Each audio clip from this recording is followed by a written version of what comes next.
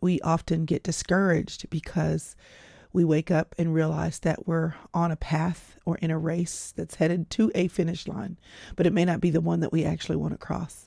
And so it's really important that we align who we are, what's important, how we're wired, our God-given DNA, to the finish lines that we want to cross. Hey, this is Kat Lee. And I'm Laura Wilkinson, and this is the Hello Goals podcast. Today we're talking with Chrystal Evans Hurst, an author, speaker, podcaster, and a longtime friend. Now, Chrystal is honestly one of the most wise people I know, and she's recently released a book called 100 Days to Discovering the Gift of You. So in this episode, we're going to be talking about how knowing yourself better can help you set more effective goals.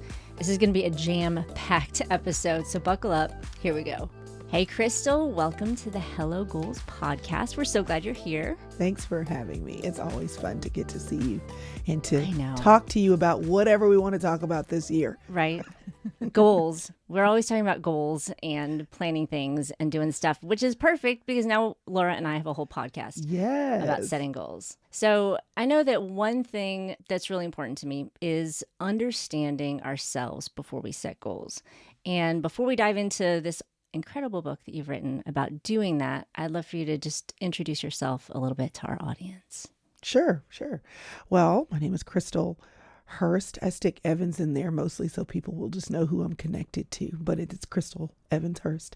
And I am a accidental author, speaker, ministry/business owner, membership coordinator. Some of the girls call me coach. I do a lot of things that I didn't plan on doing in the season of my life.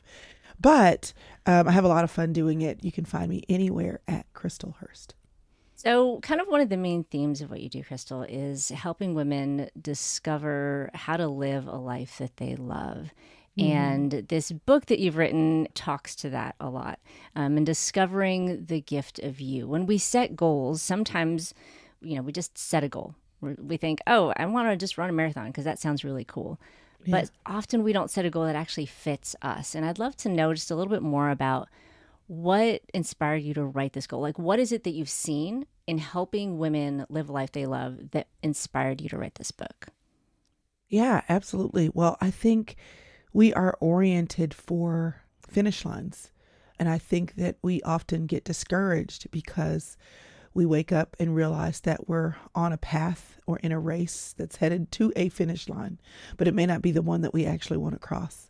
And so it's really important that we align who we are, what's important, how we're wired, our God-given DNA, to the finish lines that we want to cross. Some of them are important to everyone. We all want to have enough money to retire. We want to make sure that we're able to enjoy life and take the vacations we want. We want to have meaningful relationships. We want to expand our potential, so we go to school. But all of those roads can be connected still to who you are and what you want.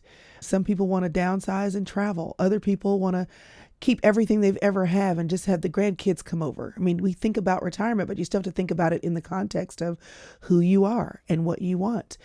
Education, we can all go to school, but how many of us have gone to school and may still be paying on loans from school to realize that that wasn't quite the right degree? And so that finish line still's got to connect to who you are and how you're wired. Now, the good news is that I believe that a part of living life, even if you feel like at some point you aimed wrong, everything can be used and reused and repurposed for the design for which you were made. But I think it is to our benefit, and it is our responsibility to the degree that we can to discover how we're wired, how we're made, what are the experiences that have influenced who we are, our family of origin, the relationships that we've had. Who does that create us to be right now? And where does that mean we should aim? And to the degree that we have information, that is the degree to which we can aim well. That's so good. Well, I'm curious. I have a question if I can jump in. Because I love this. Obviously, a super goal-oriented person. I am that finish line person for sure. And as an athlete, I was always really good at making my plans and trying to do these things, but then like inviting God along for the ride. And then, he laughs and those aren't actually the plans I should be doing. So, and I'm sure your book touches a lot on this, but like, how do we know when we're making these plans and doing, like, trying to aspire to these things we want to do, that it is the path God wants for us and not just what sounds really good to us? Like, how do we differentiate that or know that they're the same? Yeah, 100%. Well, first of all, I want to leave room for the fact that you're going to get it wrong. In 1 Samuel chapter 3, Samuel, who was supposed to be a prophet, that was his life's work. The first 3 times God called him, he did not hear clearly. So there is room for you to not hear clearly. There is room for you to make mistakes. There is room for you to think God said something and he didn't. There is room for you to learn how to hear. And so a part of life and a part of the decisions we make as we are intentional in the discovery journey is learning how to hear. So I don't want anyone to feel like, well, because I'm not sure I'm hearing correctly, now I'm paralyzed and I can't do anything because I don't want to aim for the wrong finish line. You do what you can with the information that you have, trusting that if your heart is walking in obedience, and if your heart is listening to the heartbeat that God has for your life, that you're actually not big enough to mess it up. So now we can mess things up greatly if we are willfully being disobedient, if we are just totally out of alignment, if we have gotten warnings and we keep ignoring those warnings, 100%. But I think even then, God is big enough to right some of those wrongs. So surely he is able to use even our mistakes if our heart is in the right place to aim. So that said, the first thing is that you do read God's word. He has kind of created this big old manual for life. And a lot of us want to navigate life without reading the instruction manual. So that's number 1. Number 2, you heighten your ability to hear God clearly when for the light that you have, you walk in obedience to that. To whom little is given, much can be trusted. And so if you want God to trust you with big answers, can you be obedient in the small things that he's already revealed? And that is just the power and the work of the Holy Spirit in you. And then the last thing is, once you are reading the manual, once you are obedient to the things that you know, the last thing is that I would just say is creating room to listen. God is always talking, but similar to an antenna on a radio, which I know many people don't listen to that anymore, but you got to have your antenna, right? Or without a good phone signal, let's go with that. If your signal is not able to pick up what God is saying, then you are not positioning yourself best to hear. If you want to make a good phone call and you got 1 bar or no bars, then you move to where you have good bars, and you will disrupt your plans or your schedule or your current connections even. Hey, y'all, I got to go make a phone call, because you want to get where when you make the phone call, you can hear. And some of us aren't sure because we actually don't create space to listen. When we pray, we do most of the talking, and then we're so busy, we're so distracted, our lives are so full that when God is trying to talk, we don't catch it. And in fact, how you can know that that's true is a lot of people will say, oh, I knew I should have, because in hindsight, if we pay attention to what we're thinking and what we're feeling, we can look back and go, the signs were there the whole time. We were just too busy, too distracted to actually see it clearly enough and lean into what we knew. Now, with all of that said, I go back to what I said first. You could be reading God's word, being obedient, and doing your best to listen and make what you think is the best decision, and then realize, man, that wasn't quite right. And that is the gift of wisdom, which is why the Bible tells older men and older women to teach younger men and younger women, because there's some things you only get by learning. And so surround yourself with people that have wisdom so that they can speak into things that you don't quite have the right answer to.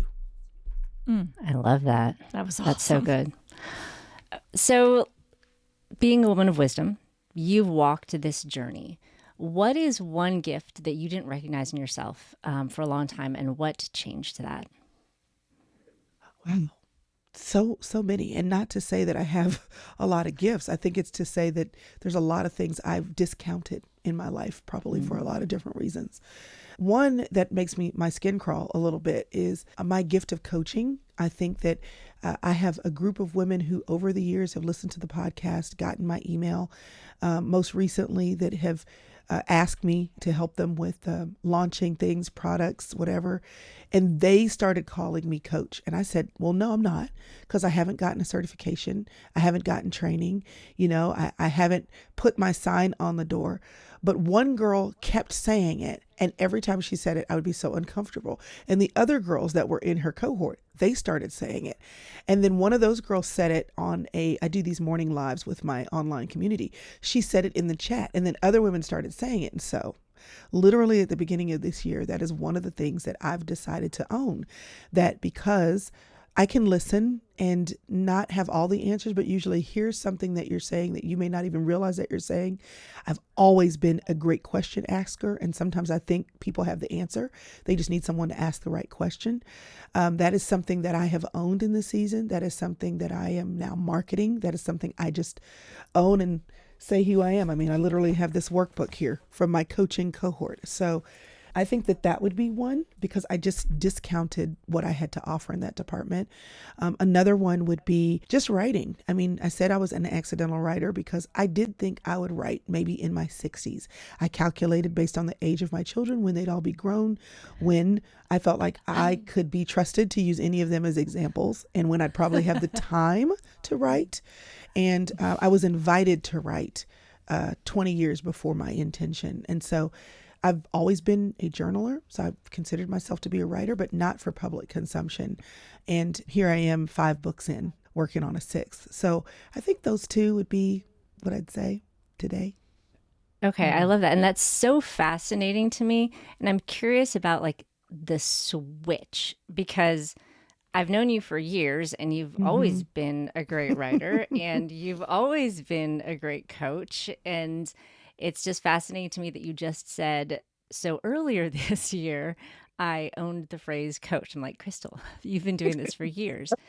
And I'm sure everybody listening probably has the same things that are true about them. They're fantastic at something. They're gifted at something, but they're not owning it. They're not seeing it.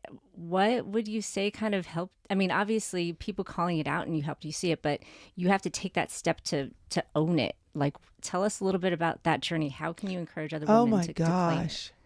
Well, I think, first of all, it's just as simple as a decision. It literally is. For most things that we need to own, it's just as simple as a decision, because what you're saying, other people have said. But I was in a strategy meeting with our team, vision casting actually, and I was saying, here's what we're going to focus on this year. And I drew all these circles on the board of all the things that I do. I do way too much. But I said, what's at the center of all these circles is Chrystal. And I have spent a lot of time trying not to be at the center. I don't want to be at the center. I don't want people. But me avoiding being at the center in what I bring to the table is actually causing more work than just owning that that's the center. And so who is at the center?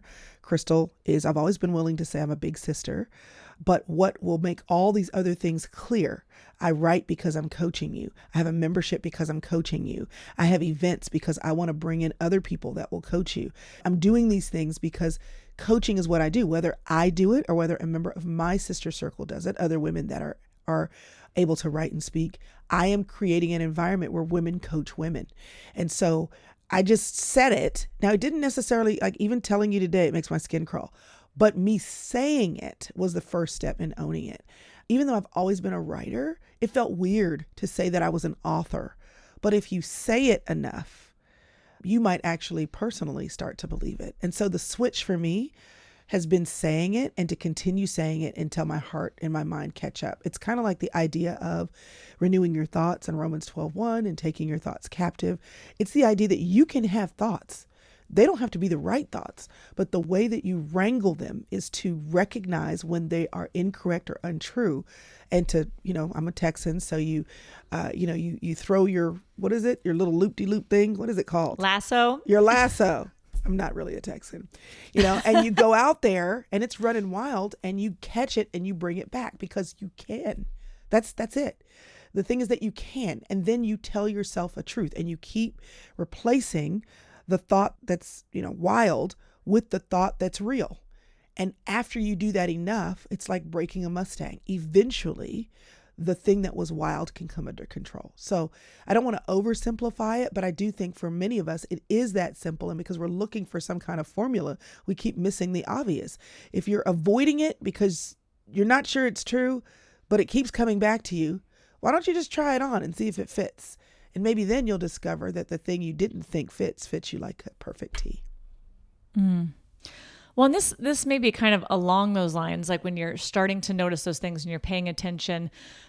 But what if Yeah. How do you really identify some of your gifts if you don't know what they are, or you think you're on that right path, but you're listening and it's something else, but you can't identify it? Like, how can people identify better their goals, or maybe have their community around them help them identify their goals? Awesome. Well, or not goals, gifts. I'm sorry. Yeah. So that you can get to your goals. Well, the yes, framework exactly. for this book, and this book was born out of one chapter that was in a book I wrote in 2017 called She's Still There.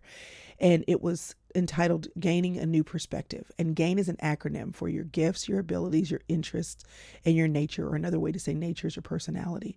So 100 Days of Discovering You is expanding that chapter, because people were asking me what you're asking me. Like, that's a great framework, but how do I do it? So this is leading you through reflective questions to discover.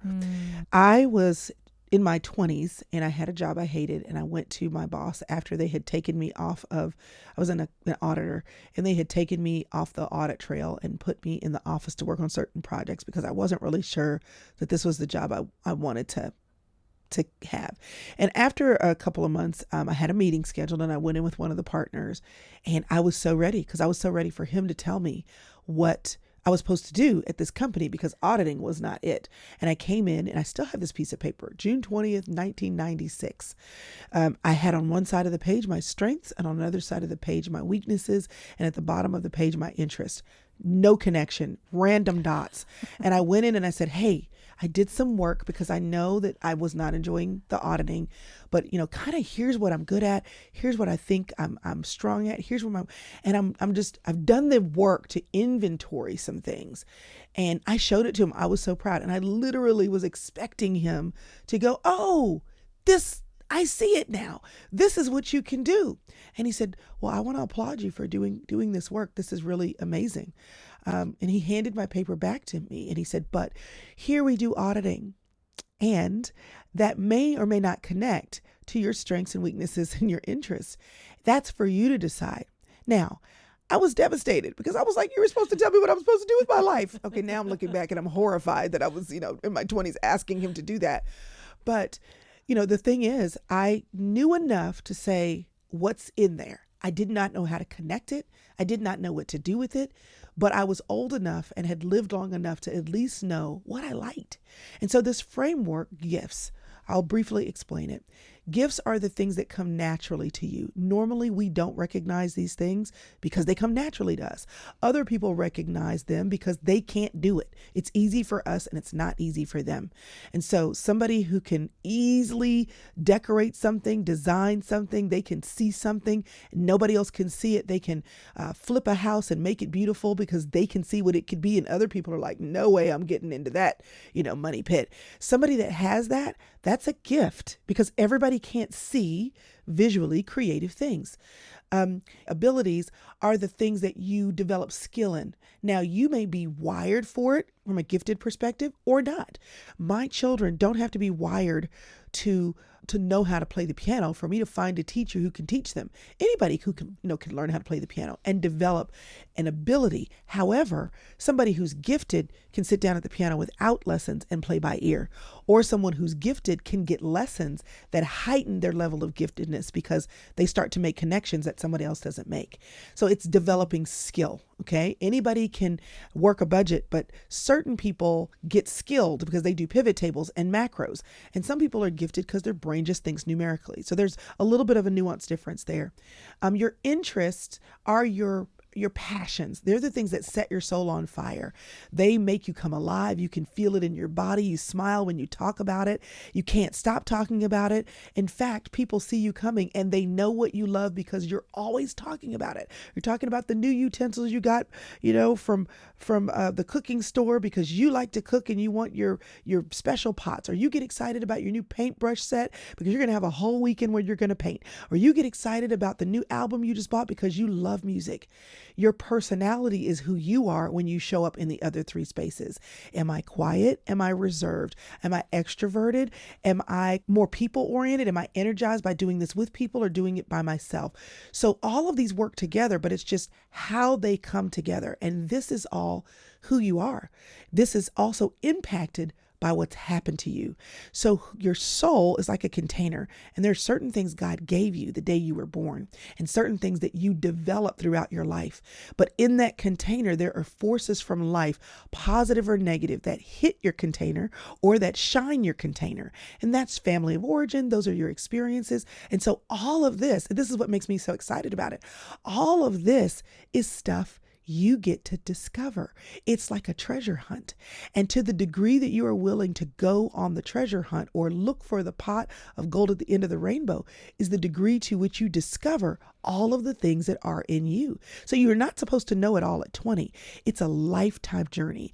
And so when you think about what's in this book, all I've done in this book is helped people that have the questions about the questions. What are the questions that I need to ask to discover or gain a new perspective? I've kind of done what I did when I was 20 something, but I'm priming the pump for everyone who wants the questions to get the answers that only they can give. Oh, very cool.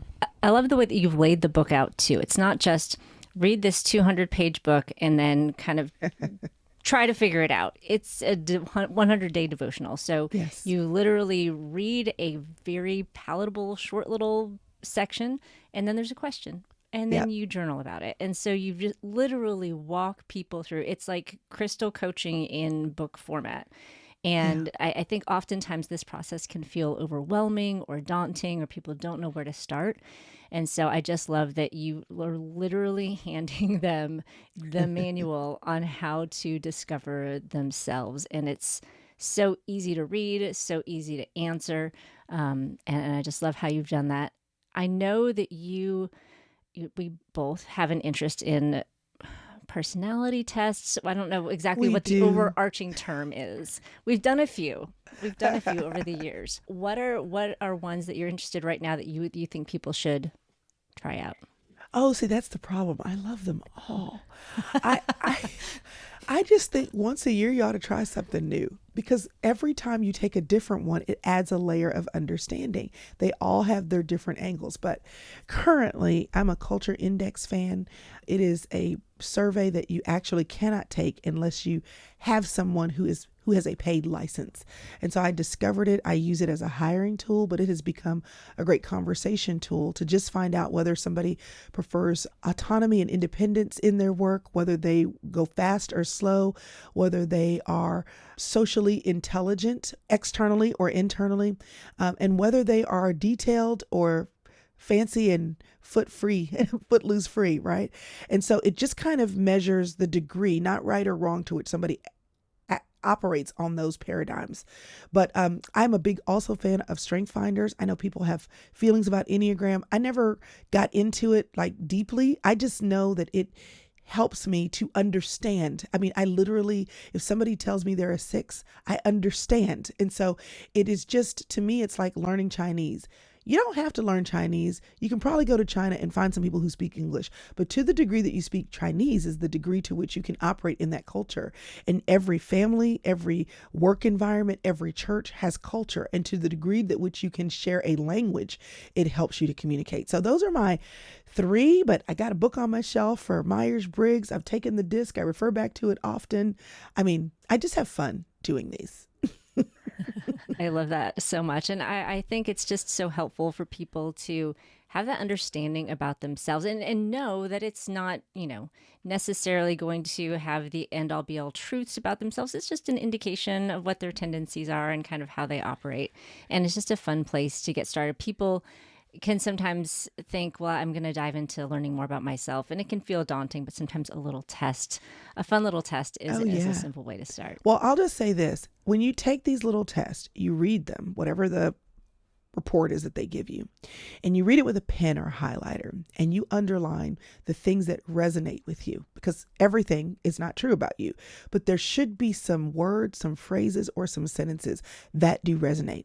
And then you save those. Build a dossier on yourself, because when it's time for you to write a resume, when it's time for you to write a bio, when it's time for you to sell yourself in an interview, when it's time for you to talk about yourself to somebody you're mentoring, these give you words, and we communicate in words. And so add the words that resonate with you to your personal dossier so that you are are not only able to grow in your expert knowledge of yourself, but you're also able to expertly communicate who you are, what you do, and what you want out of life when needed. Absolutely. And I think it just also helps as we are thinking about setting goals, we can understand, hey, maybe this isn't the right season. Maybe this isn't the right fit for me. Kind of like you went to your boss and you said, hey, this is how I work. And he's like, this is what we do. And it wasn't quite the match. We can take this information that we learn from ourselves by walking this 100-day journey that you take us through and apply it to our goals and say, hey, this is a fit. This isn't a fit. And we can know that better about ourselves so that we can set good goals, so that we don't just set random goals and then don't meet them and then we get discouraged. So I love this opportunity you're giving everyone to go on this journey to know about themselves. Where can people find you, and where can people get a copy of your book? Yeah, I'm everywhere at Chrystal Hurst, my website, crystalhurst.com. And the book is anywhere books are sold, just 100 Days to Discovering the Gift of You. Wonderful. Chrystal, thanks so much for joining us today on the Hello Goals podcast. Thanks for having me. What an amazing episode. I hope y'all enjoyed Chrystal as much as we did. We actually have another episode recorded with her, so be on the lookout for that. And I would love to hear some of your takeaways from this episode. So look us up on Instagram. We are Hello Goals Show on Instagram. Also be sure to check out our website, hellogoals.org, where you can sign up for our newsletter. We'll be sending out some really amazing resources to y'all in the coming weeks. Thank you so much for joining us this week. Remember, our goal here is to help you reach yours so you can be the next guest on the Hello Goals podcast.